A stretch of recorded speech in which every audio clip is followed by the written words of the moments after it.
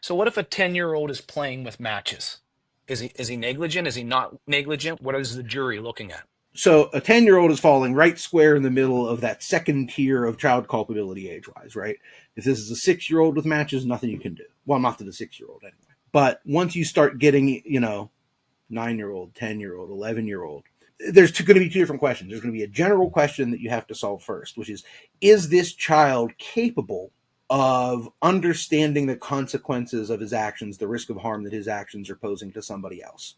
And the presumption, the default, what the court is going to say before it starts thinking of any other evidence or circumstances is, no, you can't.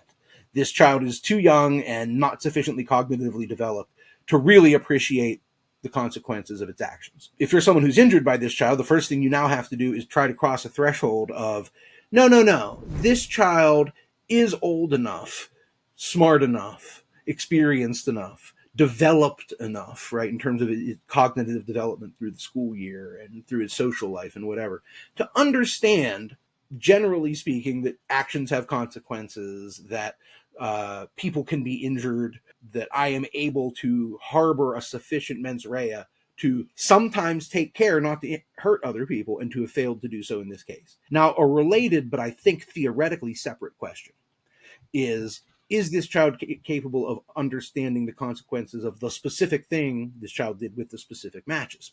So I think, I'm not sure, but I think the way this sets up is a general inquiry first to determine whether the child is old enough, mature enough to harbor a negligent mens rea in the first place. And then a separate inquiry, okay, if we've satisfied that, if we've convinced the court that yes, we've rebutted the presumption and this child is capable of being negligent, now you have to assess, is this child negligent in this specific act? And that's going to be measured against a reasonable child of the same approximate age, development, experience, and so on. At what age do you learn about the risk of fire, of what fire can do? So you have to do both of those things, I think, in order to prevail. Let me ask you that initial rebuttable presumption that exists for all children ages 7 to 14, the middle category, that applies the same equally for a 7-year-old and a 14-year-old. No, no, it does not. So in I theory, mean, initially, before you start getting into it, do they all receive an equal rebuttable presumption or not? they all receive a rebuttable presumption, but it is not an equal rebuttable presumption. That is to say, the court itself says that presumption will be easier to rebut the closer you get to that cutoff at 14.